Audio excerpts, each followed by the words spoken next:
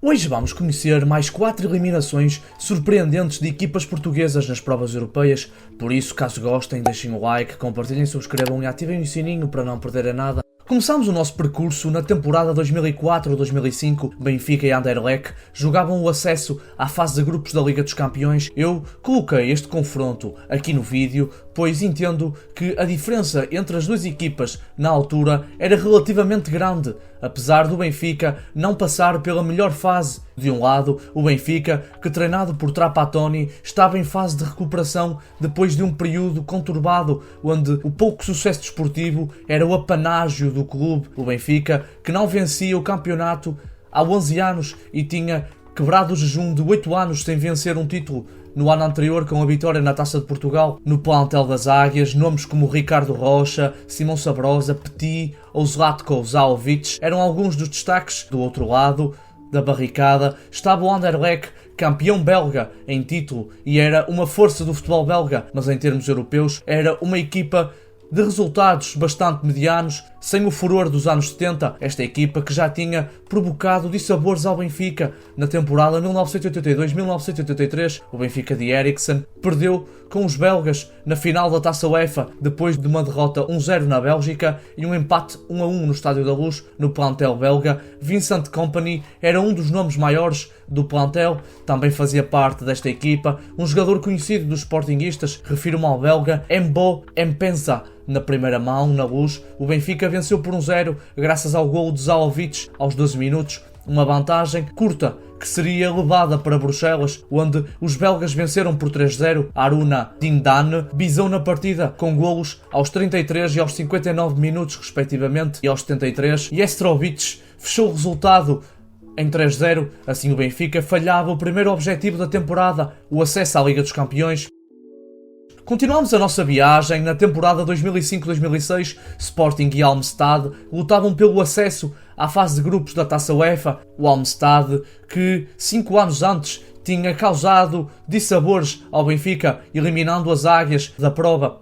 De um lado, tínhamos o Sporting, que, treinado por José Peseiro, passava por uma fase de reconstrução, já que, num espaço de 3 anos, saíram referências como Mário Jardel, João Pinto, Pedro Barbosa e Paulo Bento. Jogadores como Pulga e João Moutinho ainda faziam parte do plantel, mas outros jogadores que nunca se afirmaram, como Luís Loureiro, Elpidio Silva, também faziam parte deste plantel. Do outro lado, tínhamos o Halmstad, uma equipa sem grande história europeia. O resultado mais notório dos suecos foi a eliminação do Benfica em 2000, ou uma vitória por 3-0 frente ao Parma em 1995, mas acabou sem efeito, já que na segunda mão, em Itália, no Ennio Tardini, o Halmstad perdeu por 4-0. O percurso europeu do Sporting nesta temporada já tinha começado na Liga dos Campeões, mas os Leões foram eliminados da prova pela Udinese. Na primeira mão, na Suécia, o Sporting venceu por 2-1. Para os Leões marcaram Vender e David aos 44 e aos 47 respectivamente,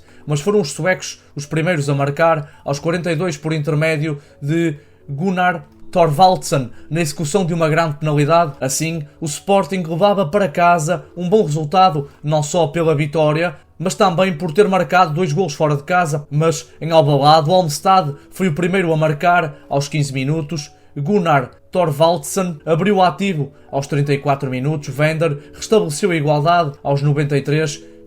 Quando já se pensava na classificação do Sporting para a fase de grupos, Tomas Zviri Gzidauskas fez o 2-1 e obrigou os Leões a jogar um prolongamento aos 73 minutos. O mesmo Zviri Gzidauskas marcou na própria baliza e fez o 2-2, mas aos 113 minutos, Patrick Ingelsteen fechou o resultado em 3-2. Assim o Halmstad jogava Lisboa novamente, mas desta feita o estádio de Alvalade.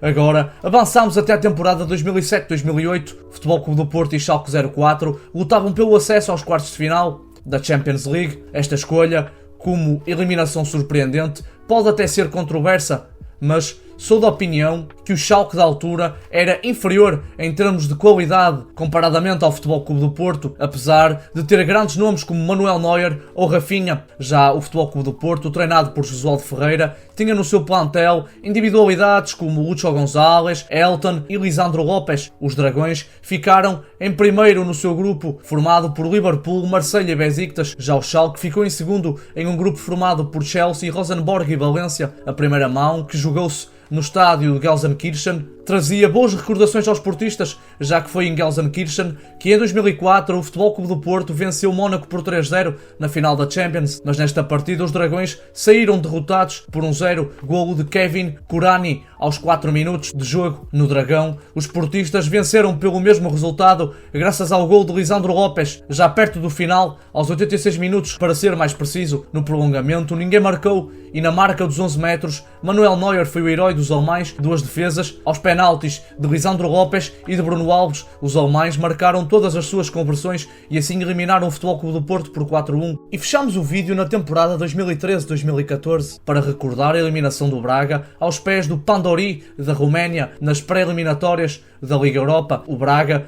que na temporada anterior tinha vencido a Taça da Liga frente ao Futebol Clube do Porto, e neste ano Jesualdo Ferreira, que já tinha sido feliz em Braga, era a aposta de António Salvador no plantel arsenalista. Jogadores como Eduardo, Baiano ou Alain eram os principais destaques. Apesar de não ter a experiência europeia que tem hoje, os arsenalistas vinham de boas prestações europeias, com uma final de Liga Europa perdida em 2011 para o Futebol Clube do Porto, 2 presenças na Liga dos Campeões e presenças constantes na Liga Europa. Do outro lado estava o Pandori, uma equipa da Roménia, um clube bastante mediano e sem qualquer expressão europeia, comparadamente ao Dinamo ou ao Steaua ou até mesmo ao Cluj. O plantel dos romenos era essencialmente constituído por jogadores nativos, salvo algumas exceções como o brasileiro Érico Silva. Na primeira mão em solo romeno, os arsenalistas venceram por 1-0 e levavam para a pedreira uma vantagem que fazia antever a passagem do Braga para a próxima fase, mas aos 15 minutos da segunda mão,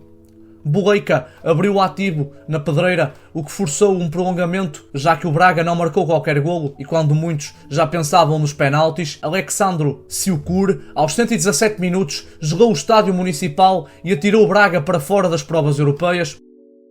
Este foi o vídeo, espero que vocês tenham gostado. Deixem um like, compartilhem, subscrevam e ativem o sininho para não perderem nada.